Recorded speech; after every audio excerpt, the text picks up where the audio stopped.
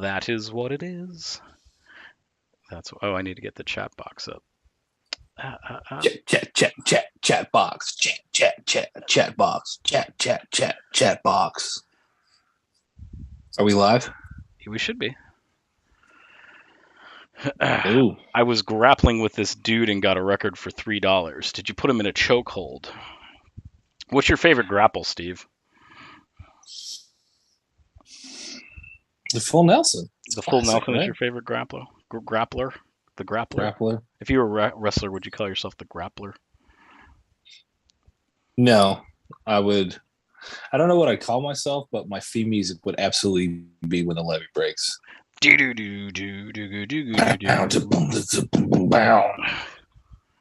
can come out there with the little harmonica. Cut like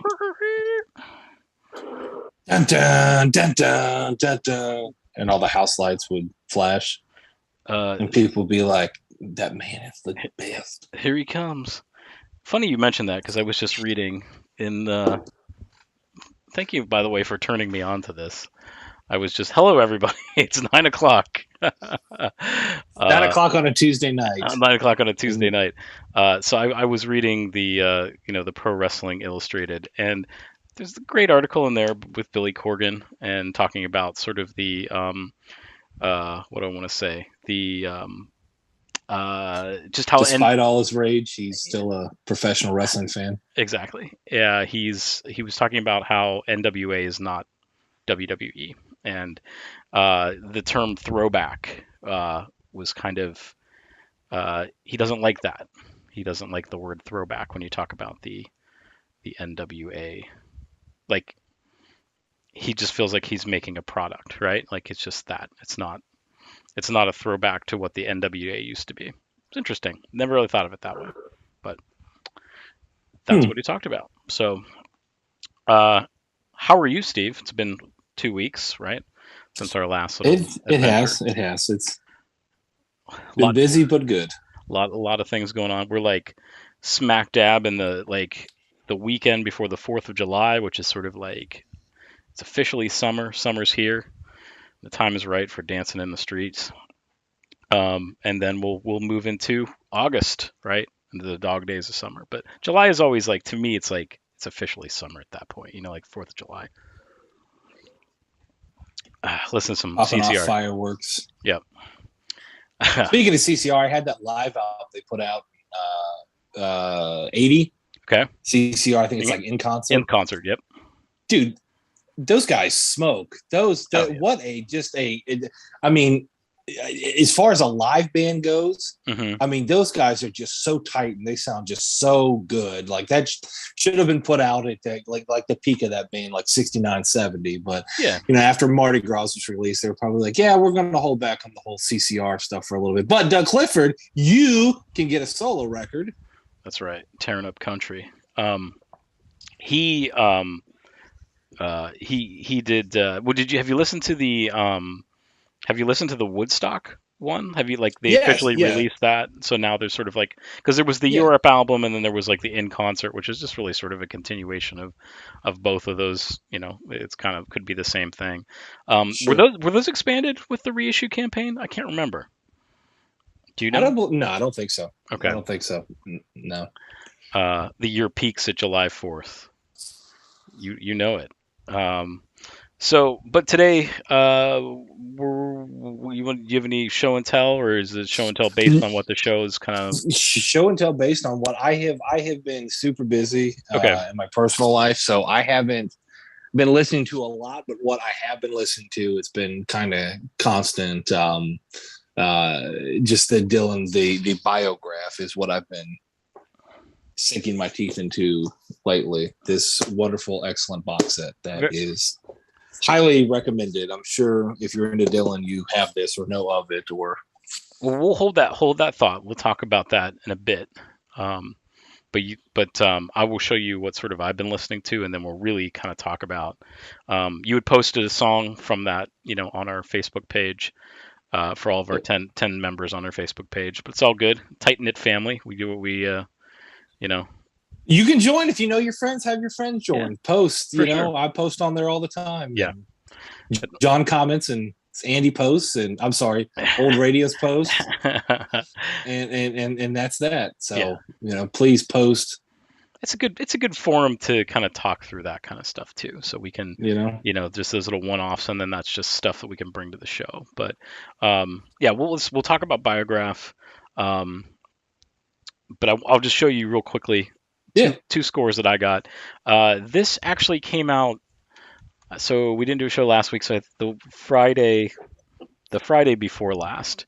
I don't know if you've have seen anything about this, or if Mm, you've had a chance to stream it. So Jerry Garcia I have and not. I have not. Merle No. Saunders. This is Garcia Live Volume 18. Now, Right on. I will say with with the Grateful Dead, their historical releases, I usually buy the day it comes out. You know what I mean? These ones I kind of like. At times they don't like. I'm not like super excited about them, but every couple, there's I always kind of will dig into them. Anything with Merle Saunders. I've got all the stuff Right. he's done with Merle Saunders. Yeah. That's kind of like that's the nudge I need to go ahead and add it to cart and proceed to check out. Yeah. So there's really been there's been like two releases that they've done that have had bonus discs, and I made sure I got those ones right when they were pre-ordering those. So there's the one that's the electric on the eel, the acoustic on the eel. I Mm. don't know if you've seen that one. That one came Yeah. with a bonus disc, was one extra CD. And then there was one that he did with John Kahn, our good buddy from Live Adventures of Mike Bloomfield and Al Cooper, that they did. And again, that show is um, it's a little rough because it's like right before, I think it's like 85, so it's like Jerry Yeah. and Red, Trouble Ahead kind of era. Yeah. um, so I listened to it, but it's the acoustic stuff is just it's super bright, the mix and everything like that. But so the last one I think that I bought was the Merle Saunders one that they did from 1971. um, and then this one is from 1974. So again, Ooh. it's a little more. Jerry Shimp and I were talking about it. It was sort of on the. It is a little more on the funky side, right? Um, and it is a Betty board. So if you're into that kind of, if you know that kind of thing, it is mixed by Betty Cantor Jackson. So I've been listening to a lot of that, and I got that at the Exchange, our good friends at the Exchange. And while I was there, I got this for $5, the Keystone Oh, Encores. there you go. Can't pass that up for $5. But another fantasy recording artist, right? So on the CCR label. So of course, they spare no expense with the high grade packaging back in the '80s, right? The single the single folded sheet for the booklet and all that. I can't remember. I feel like there's No liner notes. It's just white inside. right. Yeah, just has the like the track listing, and Yeah. then all the hey, this means this means this, and this means this. If it's ADD, then it means it's it was digital, but now it's analog, and that whole thing. Right. But yeah, this this is pretty cool. I do like, I forget what the actual isn't there like the Keystones Volume 1 and Volume 2 that came out on vinyl, I feel like, and then this I think is like the Yeah. third. Like this is kind of like an, I don't know if this was like just outtakes or same shows but just different things or whatever. So Stuff um, that didn't make the other two volumes, I guess, just like the leftovers. I'm pretty sure. I have to go back and look at it and see. I don't really have any of the other ones on CD, but I just was like, hey, I was really into the Merle Saunders kind of stuff. So this, of course, was from '73. So it was kind of like after listening to that, I was like, I got to make sure that I get that. So those are the two things that I've really been listening to in the digital realm. Um, did have a yard sale. Sold some records. I was in a different location this time, and I had sold some records that I had been, like had for years, and some of them that have been to multiple sales, and nobody had picked up. And it was interesting to see what people were buying. So They buy your LJN figures. I did. I sold. Nice. I sold them all. It was pretty cool. A guy came by. So like when you do a yard sale, it's been a while since you've done. Did you had a yard sale maybe what, like 2 years ago, or was it, when did you had one No, recently? we never did. Yeah, Okay, no, like you were we had going things to, and going then on that day. So yeah, it was, you got rained out. Okay, so like there's sort of like that unwritten rule, like you don't make deals in the first hour, right? Because there's always like those people that come up and like, you know what I mean, like there's things that'll be like I told my dad, I was like, those wrestlers will sell. These will sell today. Like I'm not taking these home today. Like these will sell. I guarantee you. And it was like one of those things like everybody just go, oh hey, and like these, and I had 10 apiece on them, and I had 15 on Hogan, right? And so, a guy came over and, there's 5 of them that I had. And again, they were just ones that I had doubles of or whatever. So, we were talking and he was like, I'll give you $20 for them all. I'm like, dude, Oh, get out of here with that. yeah, I was like, no. And then I had another guy that was like, I'll let you play with them for 10 minutes for $20. yeah, exactly. And then there was another guy that came up to me and he's like, I don't know about your prices. You need to get a toy guy in here. And I'm like, I am that guy. I'm the toy guy. Those are priced where they need to be. And then sure enough, I had somebody come over and wow, what gall on people. well, you always get the person that's just like, you could give them a bag full of, $1,000 and they'd be like, oh, wait a second, these bills, I need smaller bills than this. You know what I mean? Like it was that type of person. Everything was like complaining. It's like, what are you doing, man? Like, just get out of here. If you're not going to buy anything, you're just going to complain about everything. You have a good day, sir. Yeah, exactly. Have a good day. And then I had a guy come over. He was, he was around our age. And he was like, oh man, he had kids with him, and he's like, I got the Randy Savage, and I was like, well, Randy Savage is the one to get, because it's, and Jerry and I talked about this, like you think about the Hogans, like they were just printing money with those, right? You know what I mean? Like Oh yeah. In comparison, I'm sure that it was at least like 5-1. What do you think? Like how many Hogans I would are in say circulation? about that, and think about like Terry Funk versus Hulk Hogan. I bet that's 10-1. Okay, exactly. So, Mhm. so I kind of was like, yeah, I was like, from what I've seen, it seems like the Randy Savage is usually worth more than what the Hogan one is worth. Um, and he was like, oh, that's cool. And then he was going through, and the kids were like, well, who's this? And like he was able to, like he slowly did it, but he was able to name like all 5. And I was like, you're 5 for 5. I was like, your stuff. And he's like, all right, we're taking the Hogan home with us. And I was like, I'll tell you what. I was like, you're already in at 15. You want to make a deal for the rest of them, and that's what we did. And so it was a good time. And those ones were the ones that were sort of beat up, and you know what I There mean. you go. Again, it's like, hey, make some money. So yeah, so that was a good time. And then did a little fishing on Sunday. So life is good. So but yeah, so let's Well, good. talk about Bob Dylan. So talk to me a little bit about Biograph, Steve. What out of everything in the Bob Dylan collection, why have you been listening to that the most?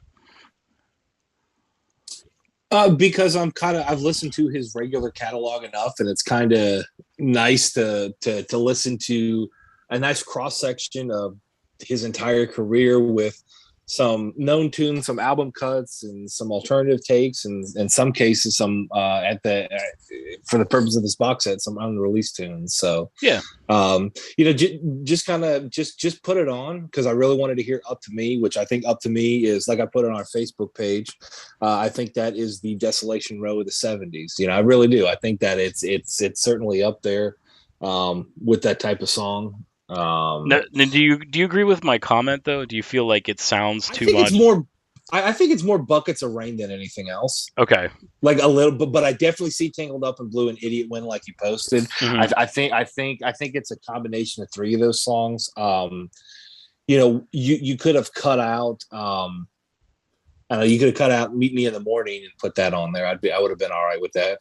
Yeah, I mean that's that whole. I mean, But listen, Blood on the Tracks is an amazing record. I can't listen to it because it found me at like the worst part of one of the worst parts of my life, but also it's like one of the best parts, like for that album to know exactly like, okay, here's what you're going through. This is what you need. So it's not like something I could put on for like leisure or pleasure, but it's a beautiful album. Like it's an angry, sad, melancholy album. But I always feel like at the end of it with Buckets of Rain, there's like that little glimpse. I've always kind of like, after it rains, there's sometimes the rainbow, and that's kind of like what you have to look forward to. That's what like Buckets of Rain is always like kind of reminded me of. But yeah, Up to Me is amazing, and I wanted to hear that, so I was like, well, let me just start from scratch. So while I was doing dishes or making Lorelai something to eat or whatever, I put a side on and just kind of listen to it. But Yeah, I tell you, every grain of sand that comes off of, I believe, Shot of Love. Hmm. That again is probably one of the best things he's done in the '80s. Yeah. That's such a great tune that just kind of seems forgotten about. So let's I put this really into like let, Caribbean Wind. let's put this a little bit in perspective too. So this came out in 1985. So sort of at this point, Right. Dylan did like Saved. That was like what 81. Empire Burlesque came. Thereabouts. Yeah. I think That Empire was what, Burlesque. '83, I think it was '84. 86. I didn't want to say 86. I might be wrong. Consult the archive, Steve. Um,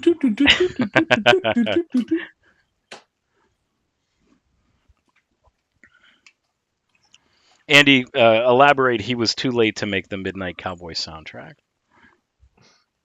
Speaking of which, I watched that movie for like the billionth time the other week. That's such a great movie. Have you seen it? I've seen it once before. Not It's necessarily a great. one. Yeah, I mean it's a great movie, but I've never really been. It's not one that I'm like I need to watch that. June 10th of 1985, Empire Okay, Burlesque. so we were close. We're close. So, um, and you think about so after that, he sort of, Here's a uh, cool box set that I'm going to release because since I dropped this turd on you. right. Well, what came first though? The biograph or Empire the? Burlesque, because Biograph came out in November. No, November the 7th, Biograph came out. Then June is when Empire Burlesque came out. All So right. I had it right. So yeah, so it was more of a let's get this out for the holiday season. So, um, I'm sorry about the things I said when I was drunk and put that record out. Here's an apology. yeah. Um, but so I have it both ways, Steve. Ooh, I have the three CD box set, which has this, ooh, it has the book, but everything's sort of truncated down. with Um, the exchange sticker on the front. oh yeah, yeah, $20. Well, this is funny. So check this out. So this was $20 at the exchange, and just to kind of let you know what it was back in 2005, uh, it was also $20. I've got 30 on mine at Papa Okay, Jazz. okay, yeah. So there you go. Should I Uh, just talk like this for the rest of the show? That would be fun. Um, that's funny. That's some good stuff right there. Yours is perfect. the Yeah. reincarnation of Hey, Paul revealed the whole. yeah. Everybody must. um, this is what we just need to do, man. We need to just get records that are like this, We just and need to just do this. All right. yeah, this is what we need to do from the So rest. next week, join us when we go for in the court of the Crimson King, We'll see how that followed works. by self portrait. We'll see. Yeah. Um, but I think the cool thing about it is that it is a greatest hits package, right? So it's there was hold on. So you have the greatest hits volume one, which came out, I believe, was that in '68, I think, or something like that. I think 67. okay, maybe even '66, might even been '66. Um, This is going to be my archive sound. So See, you can tell we didn't research anything about this show because we didn't have these numbers off the top of our head. I guess I could pull out the great folk sorry. discography and do that. So Bob Dylan wrote the song "Lay Lady Lay" for the film, but it didn't. 67 was uh, greatest hits album was 67. 67, and then Greatest Hits Volume 2, I believe, was 72 because that was after 71. 71. Okay, I'm sorry. I think it's 70. I think it's 71. Let's his greatest hits, volume 2, November 17th, 1971. Oh, oof, wow. I mean, that's practically 1972. Most people bought it, with right, my Christmas money, I'm gonna go right, ahead and snag this. exactly. Yeah, he was pretty smart about when he was releasing albums when people had all that extra money in their pocket. But Spend your Christmas money on my record. Andy says Bob Dylan wrote the song "Lay Lady Lay" for the film, but didn't complete it in time to be included in the soundtrack. So interesting. Hmm. Um, so it is. So when we talk about like an actual box set, right? So it serves those two purposes. So you have when you create a box set. If we think about maybe like the Doors box set, things like that. I think that this was the one that sort of set the um, kind of set that template where you have some your big hitters, and then you throw in a little bit of your unreleased stuff, your B sides, and then of course a couple of live tracks here and there. So, um, Well, if it wasn't, what was? Because I agree with you. I completely agree with you. If that wasn't like the starting point for the concept of a box set, which really kind of took out, because you got to think about it. Most big bands from '85 to 2000 had a pretty good 4 or 5 disc box set that would come out. right. But I feel like he was sort of the first, right? So you had the Rolling Stones did Yeah, like there was the London singles, there was that box set, right? Which is again the sort of the right. greatest hits. There were some B sides and things like that on it, and then there was maybe like 4 tracks because that had like Memo from Turner and things like that. There weren't like um, I think that was on that one, right? That wasn't, Jive Sister Fanny and all that. yeah, like it wasn't like the official, like all that stuff was out there, but um, like the Beatles really didn't have until the anthologies came out. There really wasn't, and again that was all basically bootleg kind of stuff. But like there was the Red album, the Blue album, right? If you want to consider that a box set, but that was more of I a don't great, think it's a box yeah, set that was now. more of a greatest hits. You know what I mean? Like a 2 CD or 2 LP greatest hits. But like I feel like Dylan was the first. I don't think that I really can't think of anybody that was before that. You know what I mean? That was I feel like that was sort of the first one. But then through time Yeah. you sort of have, I know we talked about the Doors box set way back before we were on camera, 2 years ago or whatever, and we talked about how that one is sort of the perfect box set aside from band favorites. I mean, That's kind of useless. yeah, exactly. It's sort of like you could just kind of put that And on there's so as a, much stuff in their archives. Given how much the later stuff they've released, like there's obviously is a physical archives location. It's mhm, kind of like, man, you guys could have really done another solid disc of like outtakes or another live show or something like that. But yeah, band favorite, it's kind of like, I like Blue Sunday, so we're gonna play. Well, I like You're a Lost Little Girl. yeah, Okay, what say right, you, John? Like right. it's just kind of silly. It's really useless. It really is. It's completely useless. Yeah. So I think again, like you said, that sort of makes this a really awesome collection. If you really haven't explored Bob Dylan, maybe even kind of start here rather than really starting it. I mean, again, he's done, As I was listening to it, I was kind of thinking that. yeah, like it does enough that it sort of it covers the career, covers the entire career, gives you like some of those little chestnuts to if you wanted to be sort of like a, again, you go a little bit deeper than just sort of the album cuts. Because again, if you're a huge Dylan fan, you have for the most part, you have most of this. Sure. And then again, there's things that have since been released. Like there's the live stuff from the Europe tour and things like that, which has gotten sort of that official release and everything like that. So, but yeah, thanks for kind of bringing this up, Steve, because the only thing that kind of struck me sort of funny was sort of like the only thing I don't really like about this is that it's not exactly chronological. Like I think some parts it gets a little jarring. You know what I mean? And I don't remember where it was, but there was like there's one time. I mean, even that, the groom still waiting at the altar one where you go from Tombstone Blues to that. That's sort of jarring a little bit.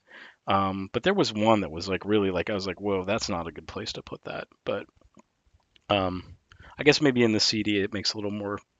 It's a little more, a little more disjointed than the record because the record was like Sure. 5 songs to a side, and that's pretty much what they did across the entire thing. So, but very cool.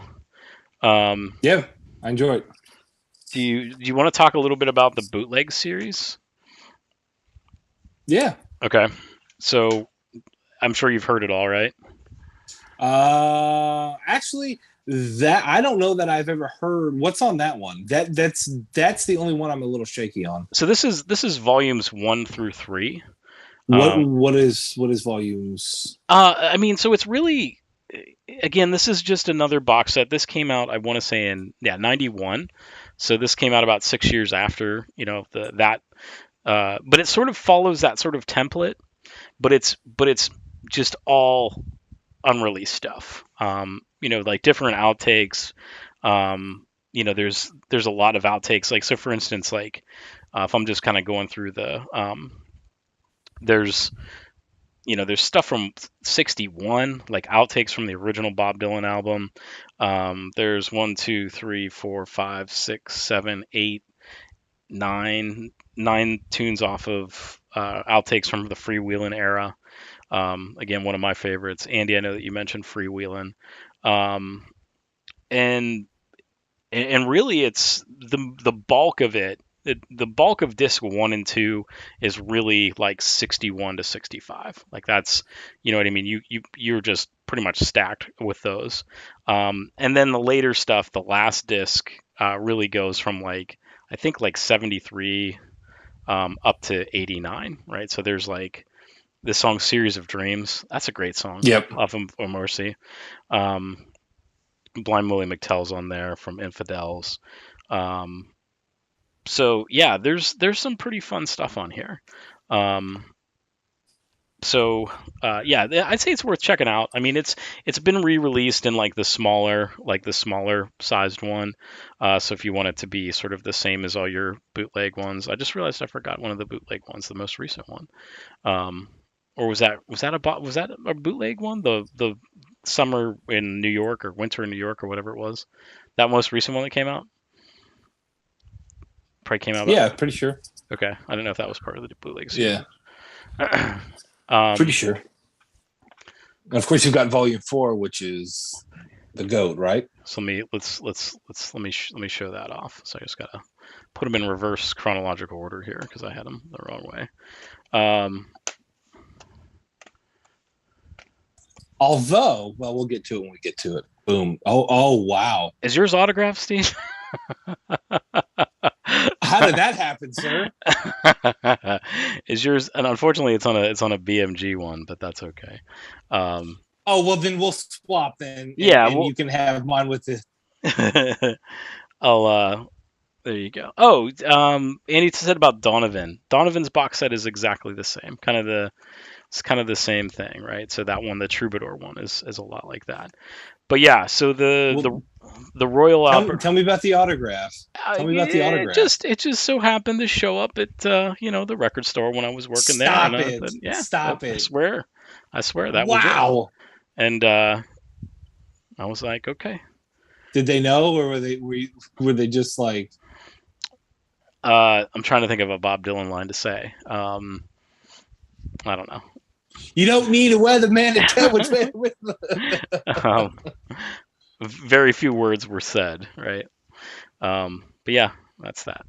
So, but yeah, so let's talk about this one. So, I'm sorry. I'm just kind of like, wow. You've never told me about this. We've been friends for what, 10 years, and like, yeah, it's never come out. Oh yeah, my Bob Dylan, is alive in Royal Albert Hall. I forgot, Steve. I forgot. Just slipped your mind. Through the yep, slipped my mind.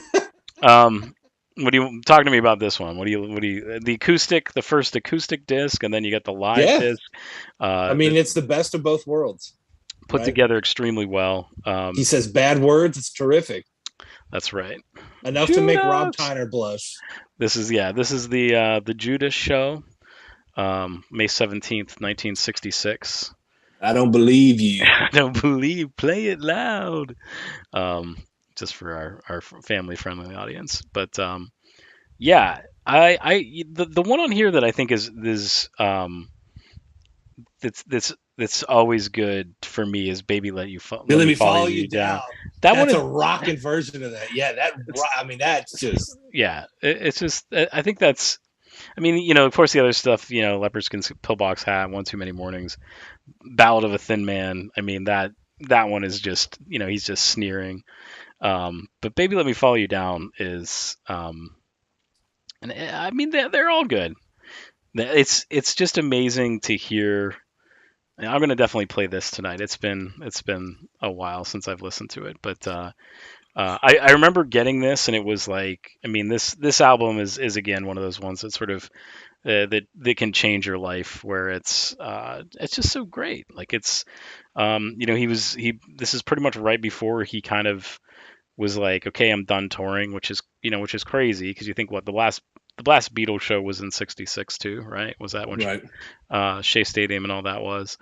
So right at the same time, he was just kind of like exhausted, right? So he was really, from '64 on or '63 on, he was just, you know, touring like crazy. But uh, this is fantastic, and I love, it's weird because when I really got into Dylan, it was right when these were sort of getting released, and they really had just released this one. So this is Volume 5, Yeah. the Rolling Thunder review. I pretty much bought these at the same time, and I probably listened to this one a little bit more than. That's See, that's what I was going to say. I mean, 66 is regarded as the GOAT, and rightfully so. But I tell you, as far as band goes in period of Dylan, Mhm. that Rolling Thunder review, that is probably my favorite period of his. Like, there's so many good bootleg recordings, of studio stuff he did with them, from live material. Like, there is just something about that band that is just, I mean, they're absolutely just a powerhouse live. Yeah, this is of course, I can tell these CDs got a couple of miles on them because this was back in, when I was still listening in the CD era. You know what I mean? Like, not putting it on iTunes and whatever, Trying but to like, put it in at a red light. yeah, exactly. Listening to the physical CD. Like, do you got the bonus DVD that came with it too? Yep. Um, I didn't know Yep. if that was It's with got two everyone. songs on it. Yeah, there's Isis, just the audio of that one, just from another show, and then there was Tangled Up in Blue and Isis as I tell well. you, that live version of Isis is just smoking on that. I mean, the whole thing is, but that's a huge standout. Yeah, that's a great one. So I'll segue real quick into now this is something that was released somewhat recently. And I want to say, you know, after the pandemic, I've really lost my um, I've really lost my concept of time with some things. So I can't remember when exactly this came out. I'm just looking to see if there was a date on this at all. 2019 is when this came out. This was probably one of the last things I think I remember ordering before the pandemic, maybe. But the Bob Dylan Yeah. Rolling Thunder review. Now, do you have this, Steve? Did you? I do not. Okay. I've streamed it a bunch, but no, at the time that was just a Yeah. little too pricey. Yeah. I mean, it's a fantastic set of. The only thing is, and again, we're so spoiled with the way the Grateful Dead is. It's just like Yeah, they're not totally complete shows beginning to end. Like, we don't get like, oh, this was this night, then this was the next night, and this was the following night, and this was that night, and then the following night, and whatever. sure. It's kind of, there's a little bit of, stuff that they recorded when they were filming, the movie that they were going to do, Ronaldo and Clara. Um, so and then there's, like some of these discs, like this one is, there's only 12, there's 12 songs on this one. But you have like October 24th, 28th, November 2nd. You know what I mean? It's not like a one cohesive disc of shows. And now some of these are, so some of them are, this is, this night, this is the following night, it's continued, things like that. So there are some of those, the double CD ones do have, um, there's a handful of those ones are that, but I love this, man. Now, were these kind of like the Grateful Dead in terms of, like, it's a new set list every single night, or was it pretty much like, here's the same songs, and we kind of tweak them here and there? Let me look here. So Because I don't quite remember. I'm gonna just pull. So this is December 4th of '75. This is November 21st. So you have, so disc one. So this is Canada. This is Boston.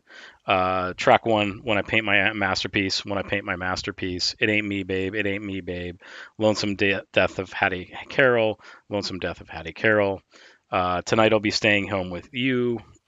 Takes a lot to laugh. Takes a train to cry. Hard Rain's Gonna Fall, Romance in Durango, Isis, Blown in the Wind. So, again, they were fairly, for the most More or part, less. they were pretty much playing the same thing.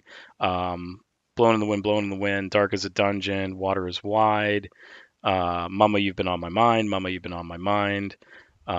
Never Let Me Go, Dark as a Dungeon, I Dreamed I Saw St. Augustine, I Shall Be Released, I Shall Be Released. So again, it's, uh, somewhat Okay. similar. So again, there's a bit of overlap with it. And I mean, again, Dylan was definitely he's not he's definitely like I would say now he sort of is where he mixes up his sets, but even then, Oh yeah. I mean, it was not necessarily you know you're getting the same thing pretty much all the time. So again, we're spoiled with Grateful Dead and all that. So um, just a couple of things here. Andy was talking about the theme time radio hour with Bob Dylan. Yeah, he's I've got definitely you got I've got some. all those. Oh, Yeah, you I've, do? I've got all of them.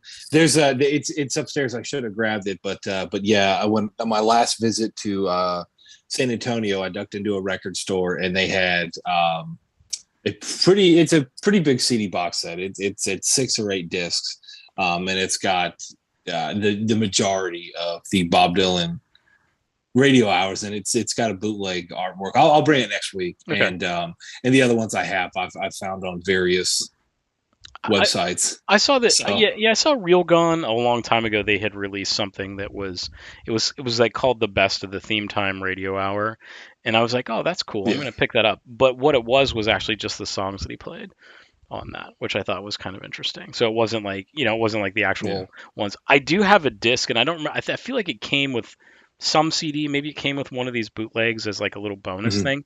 But I do have the one that's the baseball one. Have you ever heard that one?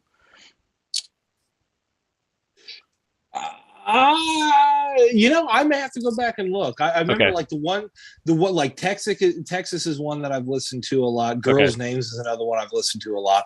I've got to go back and look at the baseball one. The baseball one's pretty good because it's like how he'd always do his little monologues. Like he's like, yeah, Roberto Clemente. I know. He's like, I used to listen to a transistor radio under my pillow so I could hear the second game of the doubleheader. You know what I mean? Like, Yeah. yeah, that kind of cool stuff. But um, yeah, that's some interesting. Was that on Sirius? What was that on? That was on Sirius, Yeah. wasn't it? Okay, Yeah.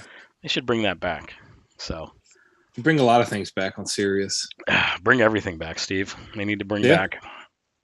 Bring it back. Bring it back. Bring it back.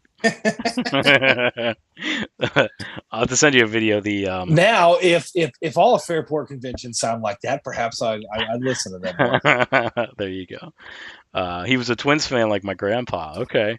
Hey, I'm a big Twins fan too. Right on. I There you didn't I go. didn't realize he was a Twins fan. Well, I guess I mean he Yeah. is from Minnesota, right? So So there we go. Minnesota. Are Yeah. you a Twins fan too? Uh, Old radio.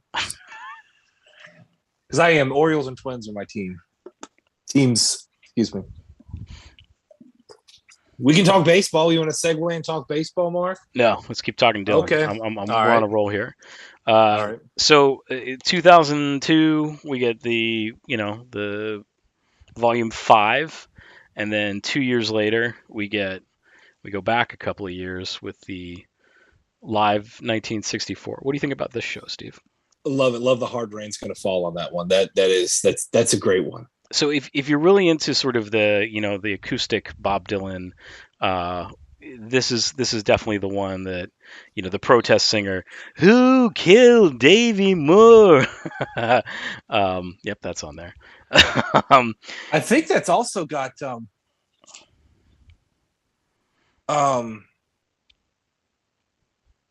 doggone, what song was I thinking of? Maybe it's on a later one. All right, never mind. Scratch all that. okay.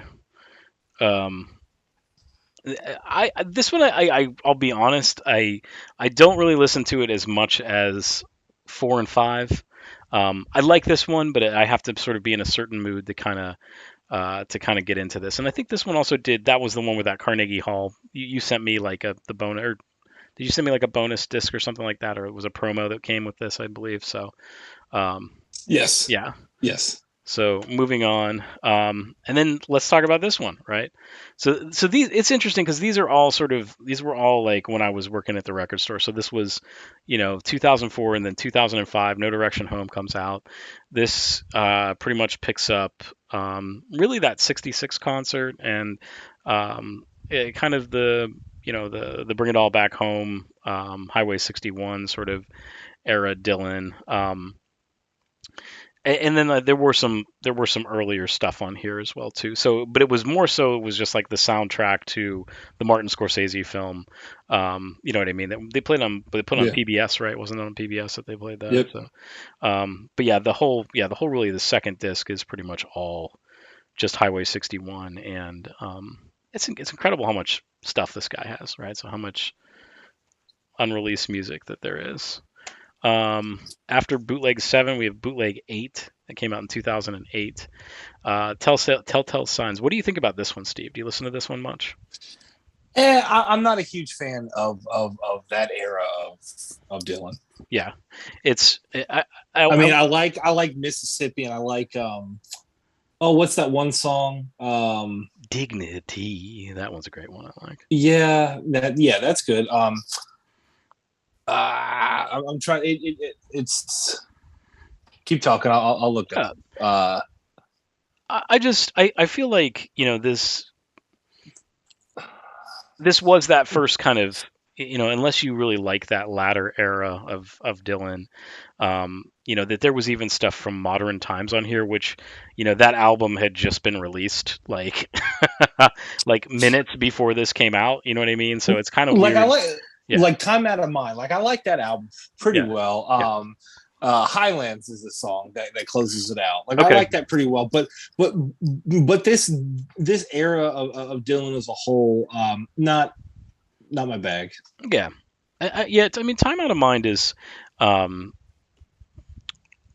I don't want to say that was like the last great Dylan album, but like it really as a bridge from like when you look at like the some of the albums that he did like World Gone Wrong and things like that, it was like it just didn't really seem to have like the power that one did. You know what I mean? Like, I just think about how it Agree. started. Yeah. Like I'm walking, you know what I mean? Like through streets that are dead. Like you know that was so such a great album. But yeah, so this one, yeah, I don't really listen to that this much. I was when it came out, I was pretty excited about it, but definitely wasn't one that there's really only 27 songs on it, so it's a fairly short one, as in terms of content. A lot of these songs are 4 or 5 minutes long, 6 minutes long. You know what I mean? It's just um, it's not necessarily one that I pull out too often.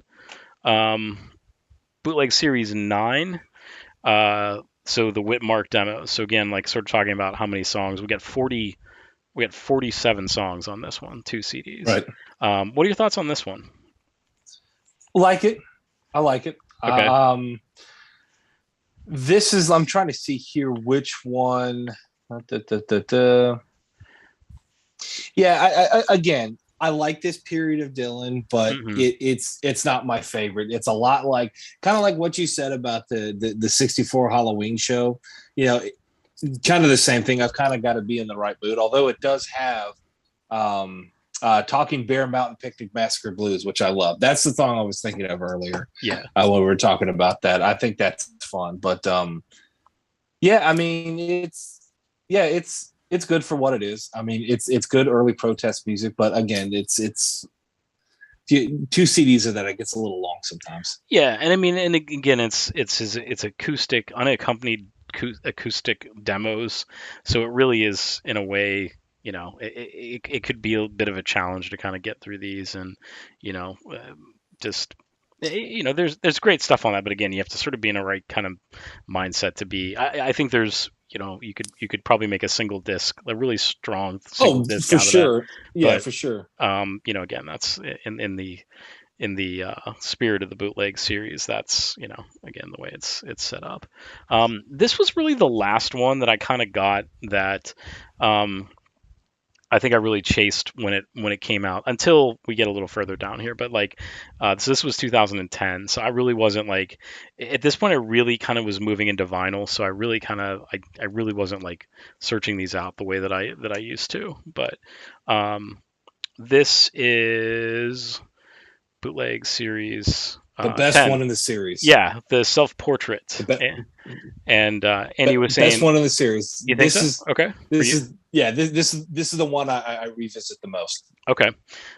So yeah, self portrait was panned. Definitely, Rolling Stone was not a fan. So there's Oh, there's there's a really good Rolling Stone uh, forward interview. I think Cameron Crowe was the one that did it. But yeah, look that up, Andy, if you haven't ever seen that review.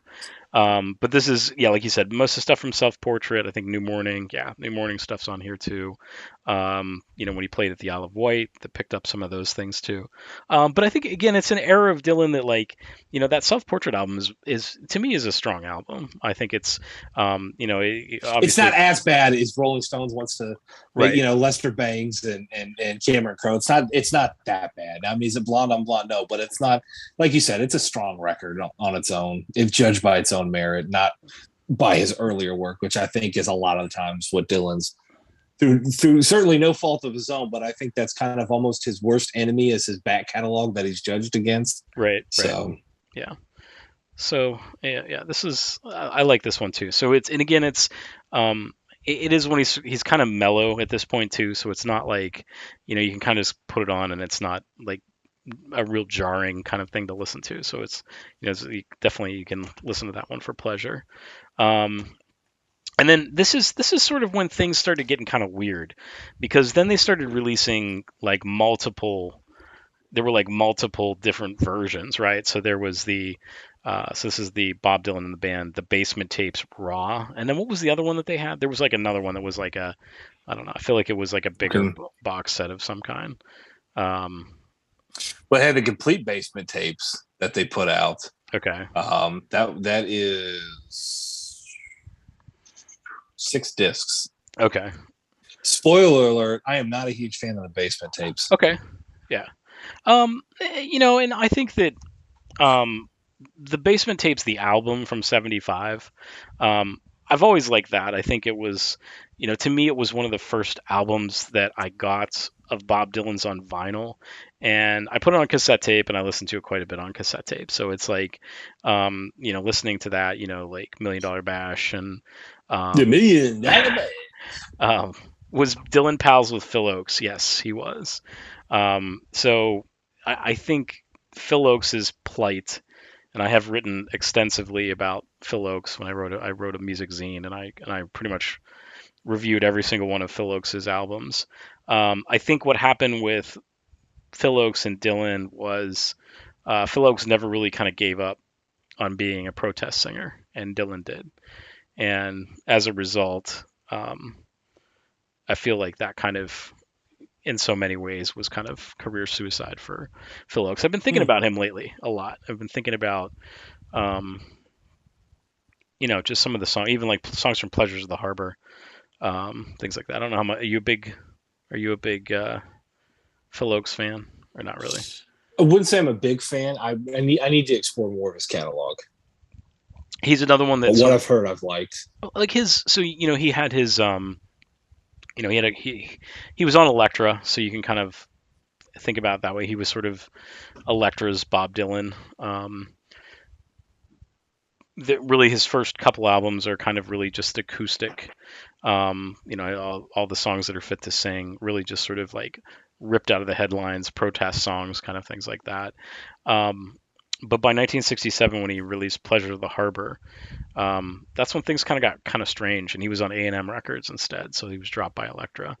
But Phil Oakes in concert, I Ain't Marching Anymore, and all the news that's fit to sing is pretty good. Those are his first three.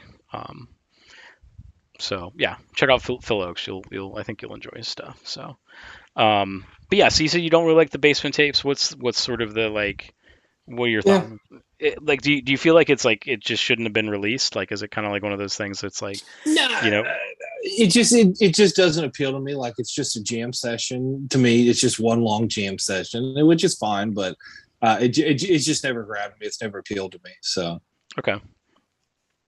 I mean, I like it. I dig it. I think that again, I'm not going to get the complete, right. I don't really feel like I need to get the complete one.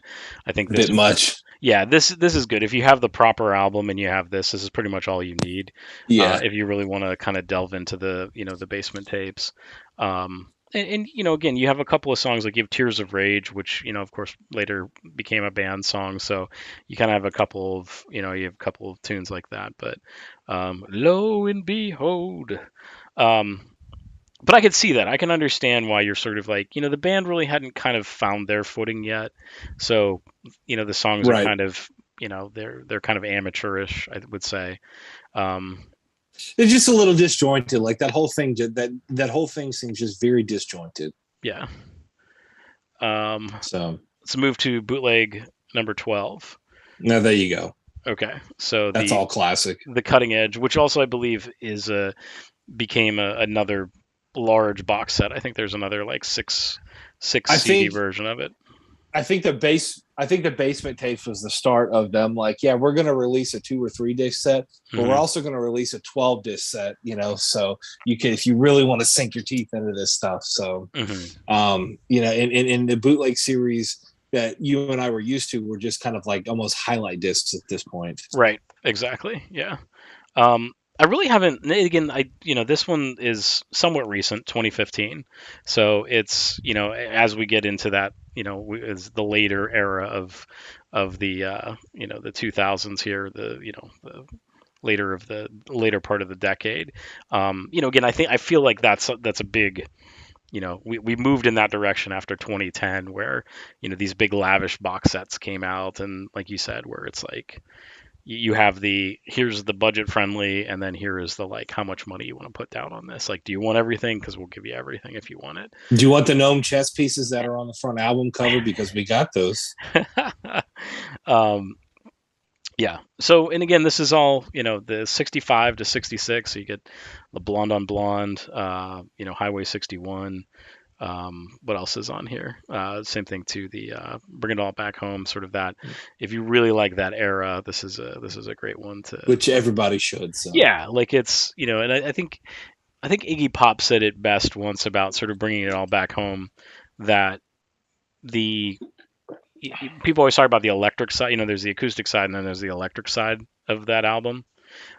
He always talked about like everybody was always like really like, oh my goodness, the electric side. It's so like what's he doing? He's going electric. But the acoustic songs on that one are the ones that are like just hands down like the best acoustic songs he's ever written. So. mhm. Um, yeah, always said you don't get CD sets like that in the 90s. Yeah, and again, like you think Yeah, about like a band like Jefferson Airplane, that was I think everybody was still kind of modeling after that, the Biograph, where it's like here's three sure. discs, this is three CDs, this is what it's going to be, and and that was it. They just sort of just expanded that one extra disc from that double disc greatest hits.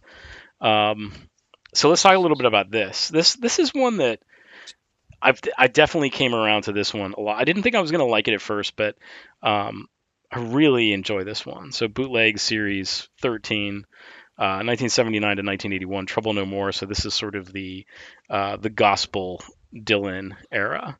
Um, what do you think about this one, Steve? Have you listened to it much or? I have. I like you. I've come around to this era. I really like Slow Train Coming. Hmm. Believe it or not, when I'm like, I want to listen to some Dylan. If it's not John Wesley Harding, it's usually Slow Train Coming that I grab. Hmm. I think if you don't like that stuff, like take if you don't like the production of that stuff, listen to the live stuff because Right. I really think that these songs come to life without that kind of hampered keyboard Yeah. heavy production. When these songs are played live, I really think that they shine, and this is that to me is what you need to really judge that era Hmm. of Dylan. So this was So 2017. So again, we're still kind of somewhat recent. This is within the last 5 years. yeah. I do have the vinyl box set. That's the one thing with these. I've stayed away from those, but I was in a record group and like somebody had it for like I think $50, and I'm like, okay, Oh wow. I'll get it. So I've yet to kind of like open it up. I believe it has different tracks than what's on here, or it's like expanded, I believe. But yeah, I've really enjoyed this one. When I first got it, I definitely wasn't it wasn't one that I was really interested in. Mhm. But I feel like over the last couple of years, I've really kind of explored that era of Dylan and kind of like been like, okay, like There's some great stuff. Like I said yeah. at the top of the show, like I know this is a few years later, but Every grain of sand off a shot of love that's one of the best things he did in the entire 1980s. So Yeah. give that stuff a chance. Yeah. So there's some good tunes on this. Yeah, I'm gonna again. That's another one I feel like I need to listen to. So now this one, the bootleg 14, I believe you have the. This is the first one that kind of came out on as the budget friendly. Just was a single disc, and we know there is gobs more of that. So that's the how many CDs is that? This is 6 CDs. Okay. So, but it comes with obviously the CDs, and they come. I show this off a little bit. Okay. So, and of course, it's got a nice booklet with that, just kind of about all the takes and pictures and all that. But then it also comes with this really great book that, again, is kind of production notes and thoughts about songs and photos and all that. So yeah, this is one that when they announced the larger box set, I was like, I think I'm gonna get this. And my wife Leslie surprised that with me, I think for Christmas that year. Hmm. But that was one that if I was going to get the expanded box set, it would probably be from that. And it's really interesting to hear these songs kind of as fragments to go. That in just a few more takes, they would really start to take form, and then a few more takes after that, it's like you get the complete song. So something like "Idiot Wind," it's really interesting to hear how many twists and turns and that would end up taking. No pun intended. uh, but yeah, I think that again that might be something I might want to seek out because there's only 11 songs on this. So this was sort of Yeah, like, I don't know why that they didn't release a two yeah, disc version of this. yeah. If they released a six disc version of that. So hey, Vinyl Fever, Dan's on. Hey Dan, how are you? Hey, Um, we're talking Dan. some Bob Dylan here this evening. Um, so yeah, I don't know, man. I feel like I need to kind of see. So on that one, is there a lot of is there live cuts or is it just all studio outtakes? It's all studio outtakes. Okay, yeah. So because yeah, I'd love to hear that. Yeah. So 15, we'll talk about that one. Do you own this one? So they surprised me, right? So they decided that they did only one disc for the last one, so they decided this is the first 3 disc one. Um, I do not own that one. I've streamed that one, and it's all right. I, It's more stuff. Oh, is that the one? Okay, no. I'm thinking of the one after that. Yeah, I yeah. forgot to I forgot to bring that one to show, but Yeah, I love this one. I mean that 60, I guess it would be 67 to like 71, I think is a really fascinating period of him with New yeah. Morning and Self Portrait Well, this and is this all is that. And this is but 67 to 69 is what this so one is. you get okay, so you get National Skyline and John John Wesley Wesley Harding, Harding. his Exactly. greatest album, right? Yep. So you have John Wesley Harding, Nashville Skyline, and then pretty much a couple of things from Self Portrait and things like that. But kind of the big draw for this and Johnny Cash. there's like what 19 tunes that are just and there's more than that too. It carries over into um, it carries into the next disc. But yeah, just hearing that Johnny Cash one, which it's funny because the early days of the internet, I came across, and I don't remember how it was. It's probably on a blog or something like that, where there was that those tracks, which it's funny because they're not all the same ones that are on here. So there's a lot that's still in the vault that they have not quite released, even with this. But yeah, this I was absolutely thrilled when this one came out. This Sure. was one that I bought. Day it came out, 2019. So this is just the most kind of the most recent thing, but. Other than the springtime in New York one, I think is what that's called, which volume 16 for that one.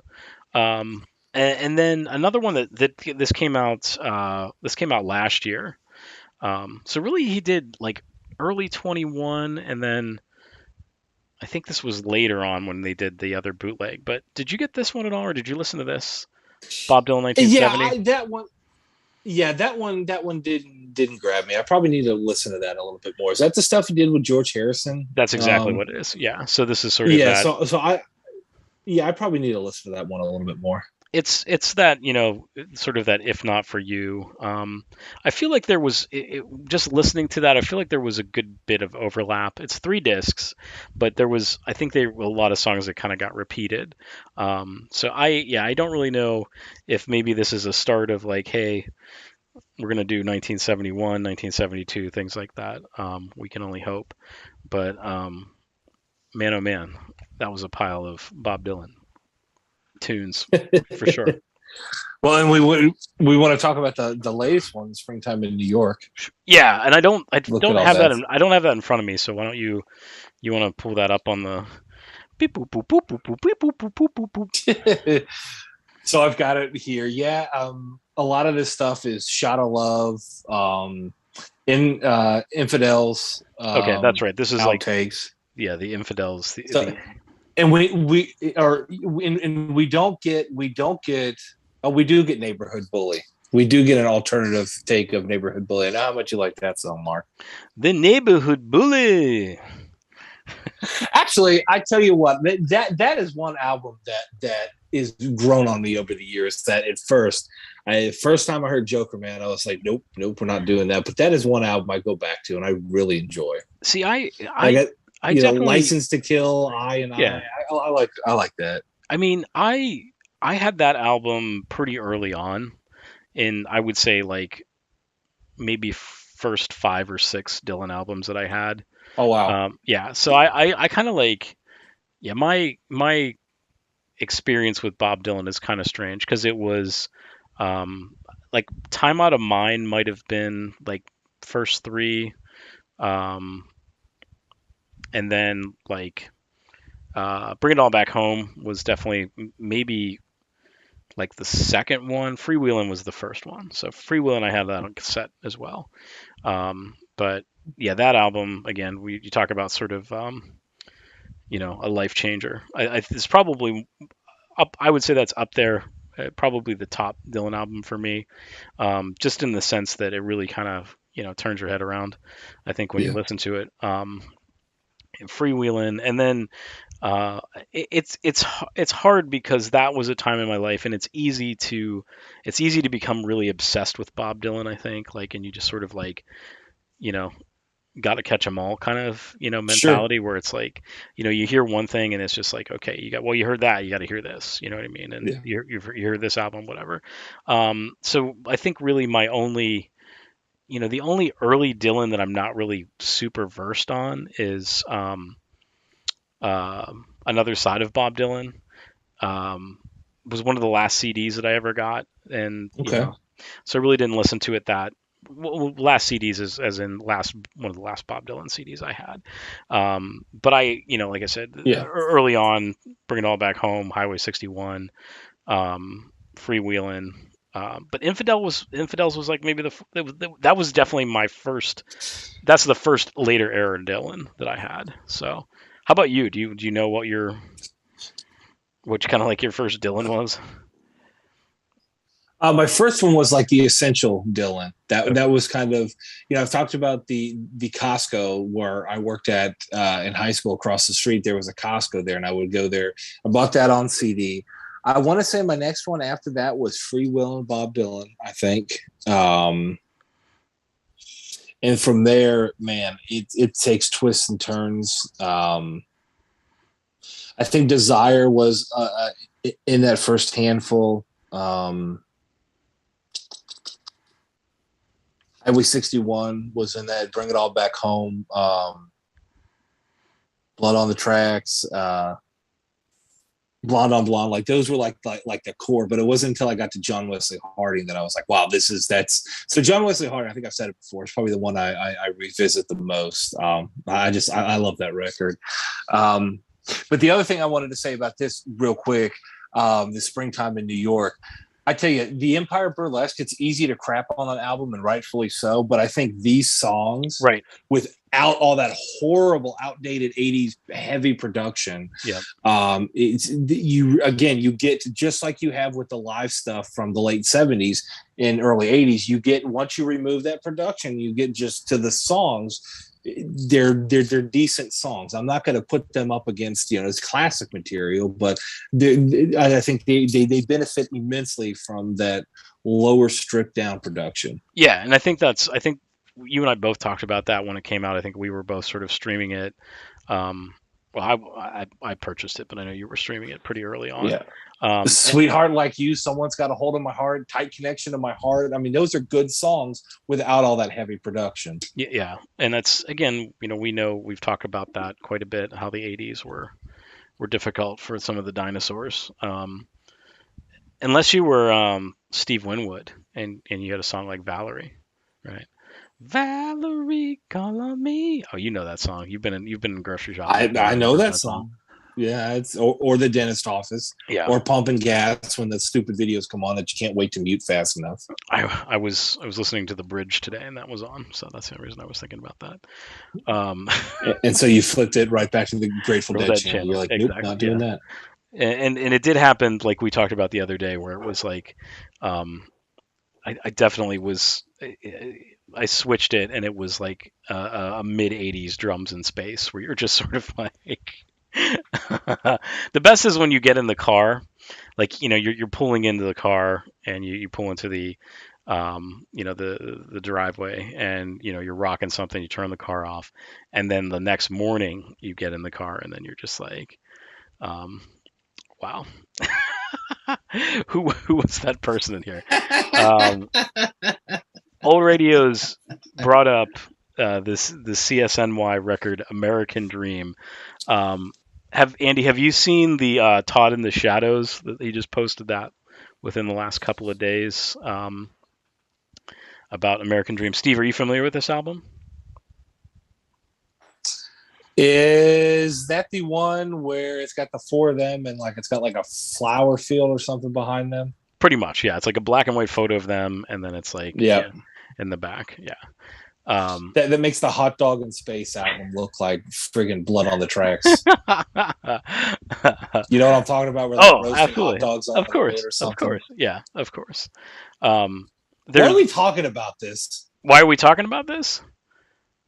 Yeah, just terrible records. Yeah, just absolutely just god awful records. Yeah. So there you go. Andy said he saw. I mean, you talk about a band that just like took a hard fall. It's like, my God. Well, the weird juxtaposition of it is that, so the biggest tune that was on that album was the God It Made, right? And again, that's another shopping song. But there's pan flutes on the lead title, the American Dream one. It's bad. Like and again, Crosby, you and I have talked about David Crosby and what has he sort of done since Deja Vu or Four Way Street. But the next album was Neil Young's Freedom. That was the next album that came out, and that's like an absolute classic Neil Young album. Yeah, like, and they follow that up with Harvest Moon. Exactly. So you talk about somebody being on a roll, and then he followed that up Mirrorball with the one before that with Effing Up on it, and Ragged Glory, which is another great record. That's a great record. Yep. That's a great record. Like all three of those, I mean, those are some of Neil's strongest albums. So, and I've always kind of felt that Neil kind of was like, all right, here's my CSNY tunes, but here's my tunes. These are these ones I'm putting on my record. Yeah. You guys can have these are good songs. You guys can have, but these I'm keeping these. I've always felt that about him. I've always felt that, like, because think about it. Whenever he leaves that band, he always puts out killer albums. Mm-hmm. Yeah. Think about it. Whenever what did he put out after he left? After Deja Vu, what did he crank out then? What was it? No, Everybody Knows This Is Nowhere, right? Or was that before? Right. Okay. No, I'm pretty sure that was. I'm pretty sure that was after. I'm sure I'll get schooled by somebody. But bring it up, Steve. Consult the archives. Um, You know what I mean? Like there but his always first seems his like first solo album is not really is that doo good. doo. Yeah. It's doo doo. It's straight. It brought me Vince Neil of Motley Crue. No, I Neil Young. So where does that Uh, first Neil Young album fit at the bottom. on the Bristol stool chart? Where does that 1 through 7? What does that what type of doo doo is that? That would be a solid 6. That would be pooping rocks. Actually, I'm gonna give Well, it technically 6 is I'm not a solid by any means. It's the lower the number is actually the more solid that it is. so I would say that's pretty low to the bottom. Although I do enjoy the loner, Yeah. not enough for it to be. But Yeah. I don't, I, So anyway, okay, May 14th, 1969 was when Everybody Knows This Is Nowhere came out, and Deja Vu Deja came Vu was out. 70 though, right? Because was 69. All right, that may have just killed my entire argument, but I'm gonna come up with something else then, because I've been set March 11th, 1970, Okay. and Everybody's Nowhere came out 69. Okay, so after the Gold Rush, September. So you had Deja Vu But that came. yeah, but we can say, I think it's safe to say that After the Gold Rush is far superior to Everybody Knows This Is Nowhere. I mean, they're both great albums, but After the Gold Rush for me is a hair better. Disagree. Okay. Disagree. Cripple Creek Ferry. Nah. When it comes up against Cowgirl in the Sands. Nah. I would put Everybody Knows This Is Nowhere. The only albums of his I would put above it would be Harvest and Harvest, On the Beach. Tonight's the night. I don't know that I would put. Do you think Tonight's the Night's better than Everybody Knows? I'm asking you.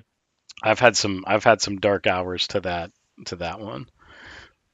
That's All right. So it goes for me personally. It goes Rust Never Sleeps, Harvest, Everybody Knows, On the Beach, Everybody Knows Is Nowhere, Tonight's the Night, and then there's your Neil Young collection.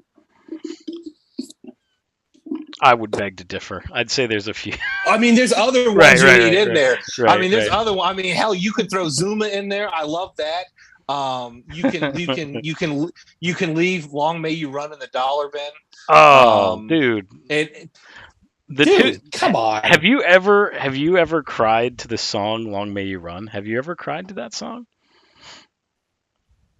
Have you ever cried to that song? No, but I like it. Okay. I mean, I've cried at how awful the album is as a whole. Like, okay. Man, this is a whole nut now. I will say this: American Stars and Bars, I think, is his most underrated record. I love that album. Again, we talk about when I'm in the mood to hear some Neil Young, I always grab American Stars and Bars. That used to be my favorite until I was like, no, it's Rust Never Sleeps. But American Stars and Bars with, Bite the Bullet and Star Over Bethlehem, Like a Hurricane. That album just Will to Love is the most underrated Neil Young song. You heard it here first. Where would you put Trans at? Where's that one fall in there? 1982's Trans. That was. I mean, I like Reactor a little bit better. With Opera Star, you were born to rock. You'll never be an opera star. I mean, I like the idea of Trans, like what he did, like, for his son.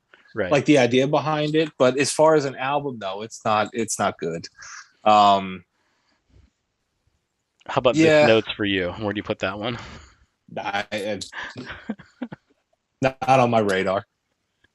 See, that's the thing. Hawks and Doves is a good. Hawks and Doves is in Reactor. Like Reactor, all right, I like that song. What's that song like? Surfer Joe and Mow the Sleeves. Like, all right, I like that song. But like after 81, I'm kind of like, all right, there's the 80s again. Lean years for the dinosaurs, Until Freedom, and then what we talked about, that trio: Freedom, Harvest Moon, and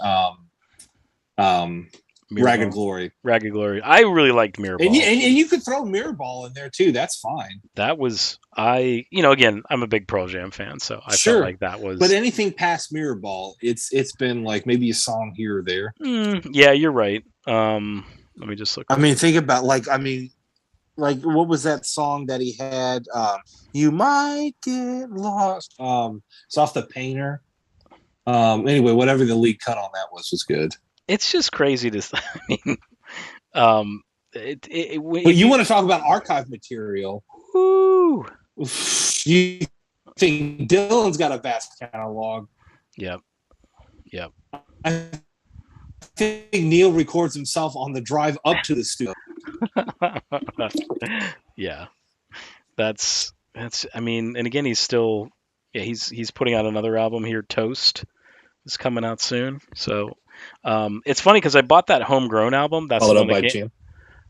What's that? Yeah, you see That's a it? great record. Yeah, like Yeah, that's. yeah. Homegrown's fantastic. Like that was an album I was so anticipating. Mhm. Because that was one of those bootlegs that you just always heard about. Like, there's this vast catalog that he has, and this is like this is like the follow up, what should have been the follow up to Harvest. And Right. I mean, it kind of had a lot of lure built into it. Yeah, So because basically it was all the stuff was recorded what 75, 74, yeah, 75, I think, something like that. 73 Yeah, somewhere yeah, like right after you did the stuff with the Stray Gators. yeah. And so again, he's somebody else that we can talk about, I think, ad nauseum. Um, but yeah, American Dream is a terrible album, absolutely terrible. Kind of had to deviate us from that to get on Yeah, the Neil Young stuff. yeah. So I would say, a, Mardi Gras, I think is maybe a hair better than American Dream, but that's a man, that's hot take. yeah, it's Is it though? Is it though? Let me contradict myself. Is it though? Is it it? is. Is it though? It is. It absolutely is. Um, but yeah, that's a terrible album. I'm glad that you like watched that oldies radio. That's like terrible. after Four Way Street, do you really need anything else by them outside of the single for Southern Cross? Because I like the song Southern Cross, but That's that great. album Yeah, is and again, their box set. Honestly, that's the way. That's the way to listen to all that stuff. Is yeah. that's all you need. Um, so I like Steven Stills. I like the Steven Stills solo album. I like.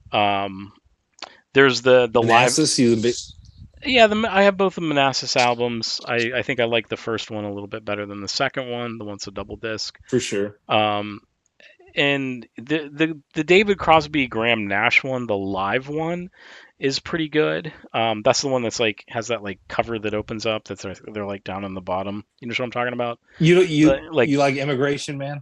Yeah, like that's well the thing is there's a bootleg that's called it was called A Stony Evening, right? And then it was like from one of the live shows. And then they released on Grateful Dead Records, they actually released it was called Another Stony Evening, which I had that from a long time Okay. ago. And it's on HD CD. It's like a really high quality recording of it, and it's good. It's pretty, it's pretty fantastic. But yeah, Stills two is pretty good. Love the one you're with. Eagle fly with a dove. Oh, Andy sang. But you know what? There's a Steven Stills one. It's called Just Roll Tape. Are you familiar with that one? That probably came out when you were at the record store. Have you ever seen that? No, no. I like Illegal Stills. Do you like that record? Illegal Stills is pretty good too. Yeah, that's a good one. And I mean, it's weird to think about the Stills and Young band, how it's like Crosby and Nash went one direction, and then Stills and Young, and and then again those albums were like not that. They could have been so much better. Like it's just like Well, it. I yeah, yeah. I mean, what's missing though? David Crosby, right?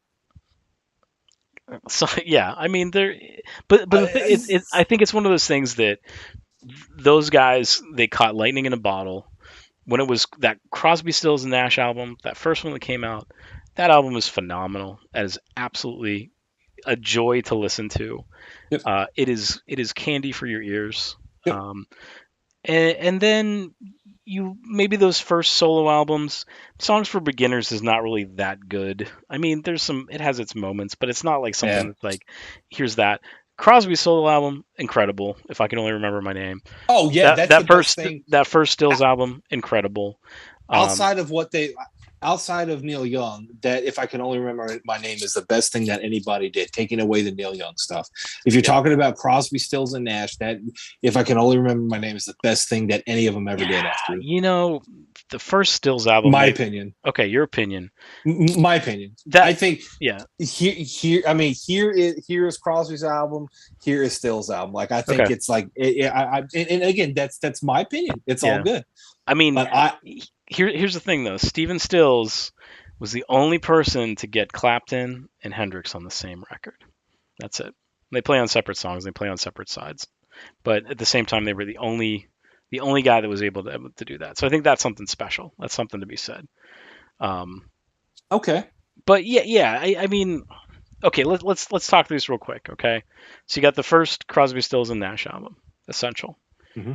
You got if I can only remember my name, Essential. Agree. Everybody knows this is nowhere, Essential. Agree. Um, Steven Stills, The first one, the first one, yeah, I'd uh, say it's essential. Essential. Okay. The first Manassas album. If you want to explore more, Okay. grab it. Okay. Essential, no. The second one, absolutely not. Okay. I agree with that. Um, and even that Crosby Stills, I'm sorry, the the Crosby Nash album, it's not essential.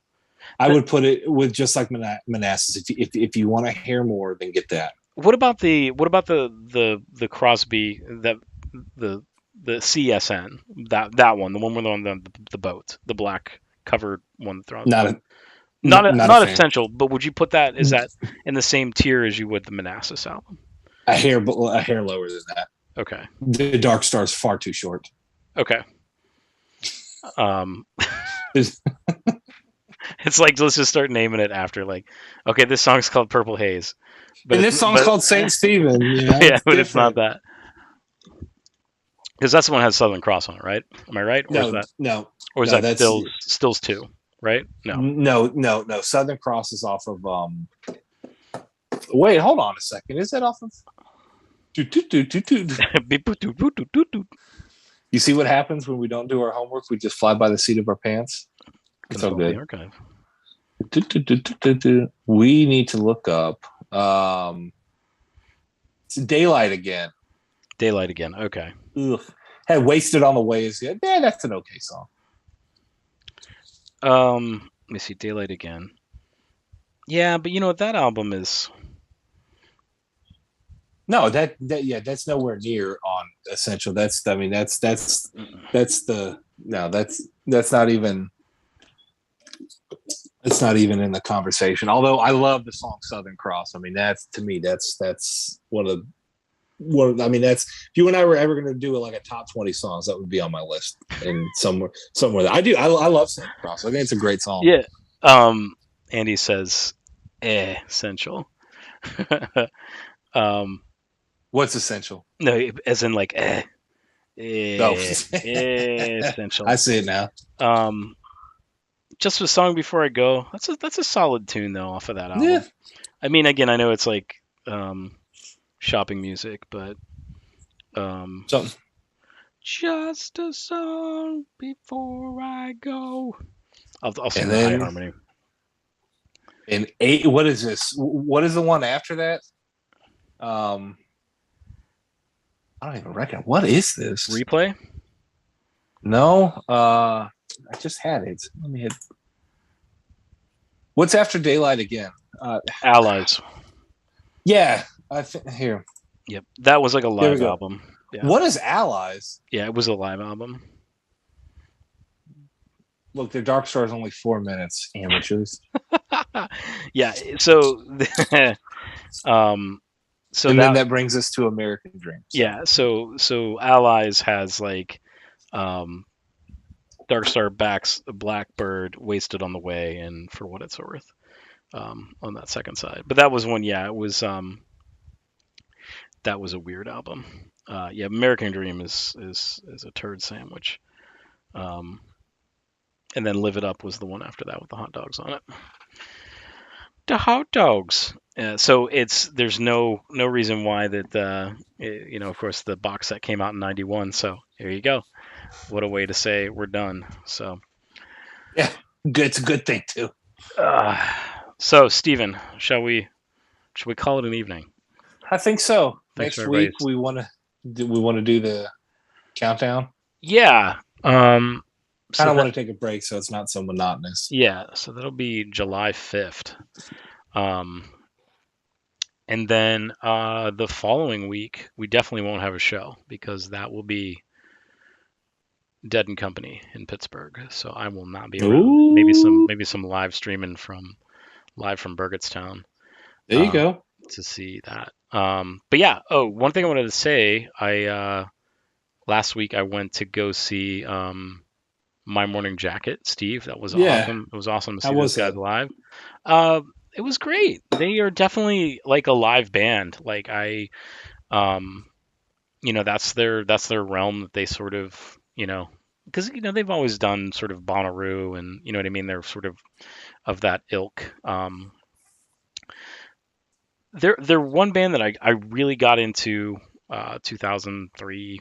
When It Still Moves came out and Z came out when I was working at the record store, and every single one of their albums have sort of been they evolve.